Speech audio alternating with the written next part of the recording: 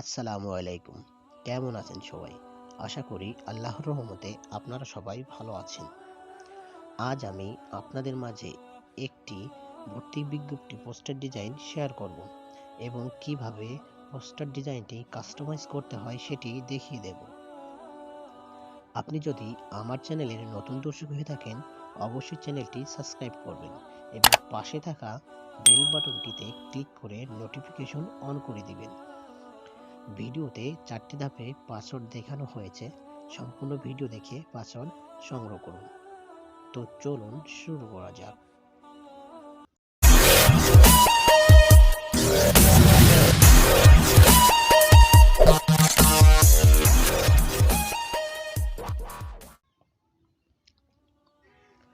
সর্বপ্রথম আপনাকে ভিডিও ডেসক্রিপশনে যেতে হবে। সেখানে ডাউনলোড পিএলপি নামে একটি লিঙ্ক থাকবে। সেই লিঙ্কে ক্লিক করে ফাইলটি ডাউনলোড করে নেবেন। ডাউনলোড হয়ে গেলে ফাইলটি এক্সট্রাক্ট করা প্রয়োজন হবে। এক্সট্রাক্ট করতে আপনাকে ZArchiver অ্যাপস ওপেন করতে হবে। ZArchiver অ্যাপস গুগল প্লে স্টোরে ফ্রিতে পেয়ে যাবেন। আমি ZArchiver অ্যাপস ওপেন করছি। ফাইলটি যে ফোল্ডারে ডাউনলোড হয়েছে সে ফোল্ডারটি ওপেন করুন। আমার এইখানে ডাউনলোড ফোল্ডারে ডাউনলোড হয়েছে। আমি ডাউনলোড ফোল্ডারটি ওপেন করছি। নিচে দেখুন ভর্তি বিজ্ঞপ্তি পোস্টার ডিজাইনের জিপ ফাইলটি শো করছে। আমি এখানে একটি ক্লিক করছি এবং দ্বিতীয় নম্বরে দেখুন এক্সট্রাক্ট, এখানে একটি ক্লিক করুন এবং সম্পূর্ণ ভিডিও দেখে সঠিক পাসওয়ার্ড দিয়ে তারপর এই ওকে বাটনে প্রেস করবেন। আপনার ফাইলটি আনজিপ বা এক্সট্রাক্ট হয়ে যাবে। এক্সট্রাক্ট হওয়ার পর আপনাকে PixelLab অ্যাপস ওপেন করতে হবে। আমি PixelLab অ্যাপস ওপেন করে নিচ্ছি। উপরে দেখুন 3 ডট মেনু, উপরে মেনুতে একটি ক্লিক করুন।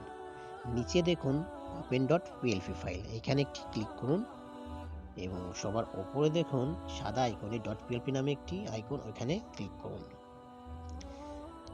এবার দেখেন আপনার আনজিপ করা ফাইল বা পিএলপিটি এখানে শো করবে।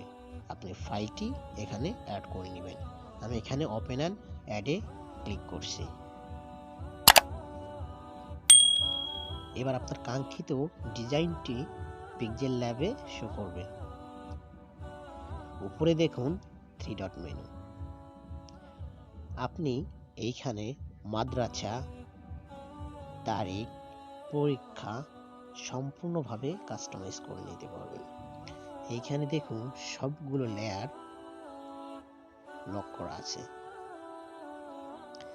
আপনার যেটা প্রয়োজন আপনি সেটা আনলক করে নিয়ে এডিট করে নেবেন। আপনি চাইলে সবগুলো লেয়ার এর ব্যাকগ্রাউন্ড চেঞ্জ করে নিতে পারবেন। সম্পূর্ণ এডিটেবল ফাইল এটি, কোনো লেয়ারই মার্জ করা না।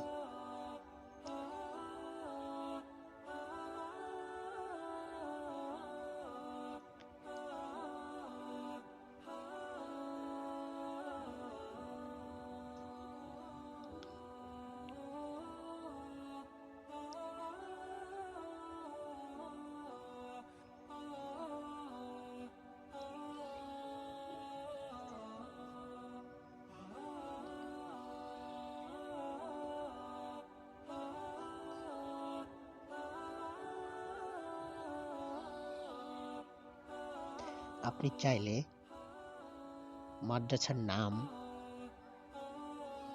চেঞ্জ করতে পারবেন। এখানে মাদ্রাসা, স্কুল, যে কোনো ইনস্টিটিউটের নাম দিতে পারবেন